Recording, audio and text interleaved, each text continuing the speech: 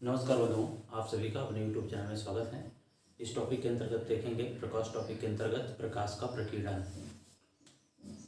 क्या होता है देखते हैं।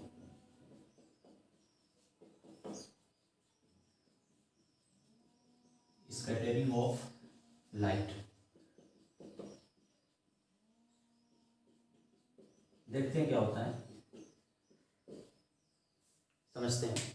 जैसे जब कोई प्रकाश की किरण किसी ऐसे माध्यम से गुजरती है, जब कोई प्रकाश की किरण किसी ऐसे माध्यम से गुजरती है जिसमें धूल के कण हो, अत्यंत सूक्ष्म अन्य कण हो, तो वो कण क्या करते हैं, उस प्रकाश किरण को प्रकीर्णित कर देते हैं, यानी फैला देते हैं।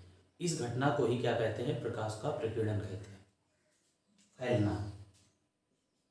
फार्मूला क्या होता है इसका, संबंध बताया गया। प्रकीर्णन की मात्रा डिपेंड करती है किस पे, तरंग दैर्ध्य पर, यानी विकिरण का जो होता है λ/4।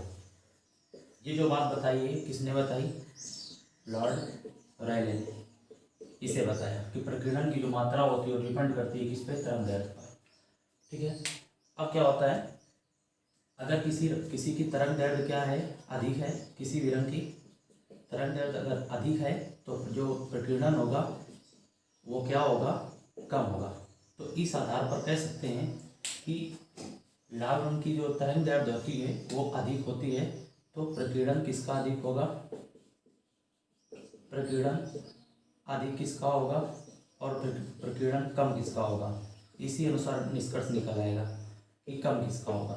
जब लाल रंग की तरंग दैर्ध्य अधिक होगी तो प्रकीर्णन किसका कम होगा, लाल रंग का, और प्रकीर्णन अधिक किसका होगा, तो बैंगनी रंग का, क्योंकि बैंगनी की तरंग दैर्ध्य क्या होती है, कम होती है, और प्रकीर्णन क्या होगा, इसका अधिक होगा। तो यहाँ से ये बातें पूछी जाती हैं। प्रकीर्णन किसका अधिक, बैंगनी का। प्रकीर्णन का मतलब क्या होता है, फैलने से तात्पर्य होता है, किरण कितना फैलेगा, प्रकीर्णित होगा। अब इसके देखते हैं अनुप्रयोग, इसके देखते हैं अनुप्रयोग। अनुप्रयोग क्या होता है, जो स्वच्छ आसमान होता है वो हमें नीला दिखाई देता है। स्वच्छ आसमान क्या होता है, स्वच्छ आसमान का नीला दिखाई देना। अब नीला क्यों दिखाई देता है, इसका क्या कारण होता है, दिखाई देना चाहिए तो बैंगनी दिखाई देना चाहिए, क्योंकि बैंगनी रंग का प्रकीर्णन क्या होता है, सबसे कम होता है।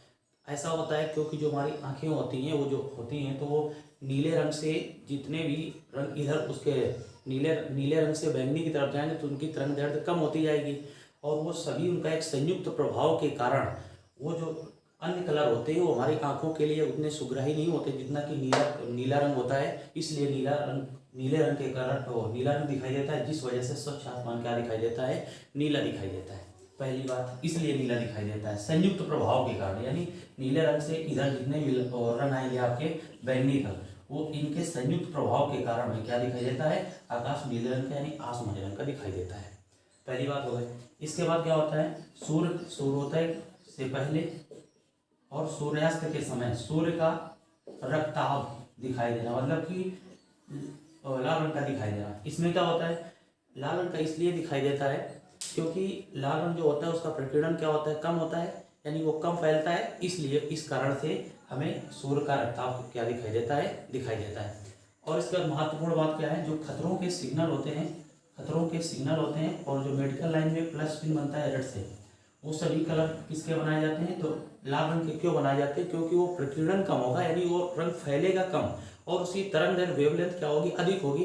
तो हमें क्या होगी, जैसे कोहरा वगैरह होता है तो धुएं में या अंधेरे में हमें क्या होता है, जो रेड कलर होता है, लाल रंग होता है, तरंग दैर्ध्य अधिक होने के कारण और प्रकीर्णन कम होने के कारण हमें स्पष्ट दिखाई देता है, इसलिए खतरों के सिग्नल रेड कलर के बनाए जाते हैं। इतनी बात हो गई। अब कुछ बातें और समझ लेते हैं। एक महत्वपूर्ण तथ्य इसमें और रहता है, उसको समझते हैं। महत्वपूर्ण तथ्य यह है कि प्रकीर्णन के बारे में विस्तृत अध्ययन किसने किया या किसने बताया प्रकीर्णन के बारे में, तो प्रकीर्णन के बारे में विस्तृत अध्ययन किया था सीवी रमन ने। वैज्ञानिक थे कौन, सीवी रमन। सीवी रमन साहब ने क्या किया, प्रकीर्णन की विस्तृत व्याख्या की। अब इनके बारे में इसलिए इन्हें क्या मिला था, 1930 में इन्हें नोबेल पुरस्कार से सम्मानित किया गया। ये प्रश्न बन सकता है क्योंकि नोबेल पुरस्कार के बारे में हम जानते हैं कि सर्वोच्च पुरस्कार है विश्व स्तर का। तो 1930 में प्रकीर्णन की विस्तृत व्याख्या के कारण इन्हें सीवी रमन साहब को क्या मिला, नोबेल पुरस्कार मिला। कब मिला, 1930 में। इनके बारे में और जानते हैं। सीवी रमन मतलब होता है चंद्रशेखर वेंकट रमन। इनका जन्म होता है तमिलनाडु में। तमिलनाडु में इनका जन्म स्थान है, इनका जन्म होता है। इसके बाद इन्होंने और क्या किया, इन्हें सन 1954 में देख लेते हैं डिटेल, हालांकि विज्ञान में नहीं है लेकिन फिर भी जानकारी लेते हैं, आया तो 1954 में इन्हें भारत रत्न दिया गया। भारत रत्न से सम्मानित किया गया। भारत रत्न से सम्मानित किया गया। इसके बाद इन्होंने एक और खोज की, किसकी, रमन प्रभाव की। परिचित होंगे, रमन प्रभाव की खोज की थी। ये कब खोज की थी, तो खोज की थी 28 फरवरी 1928 को। याद रखना, यहाँ पर 28, यहाँ पर 28 फरवरी 1928 को रमन प्रभाव की क्या की थी, इन्होंने खोज की थी। जिस कारण से 28 फरवरी के दिन को, जो 28 फरवरी प्रत्येक वर्ष की 28 फरवरी के दिन को राष्ट्रीय विज्ञान दिवस के रूप में मनाते हैं। राष्ट्रीय विज्ञान दिवस के रूप में मनाते हैं। राष्ट्रीय विज्ञान दिवस के रूप में मनाते हैं। ये बातें थी यहाँ तक। एक कॉन्सेप्ट प्रकीर्णन का और समझते हैं। अगर पृथ्वी पर वायुमंडल ना होता तो क्या होता, वायुमंडल ना होता तो क्या होता।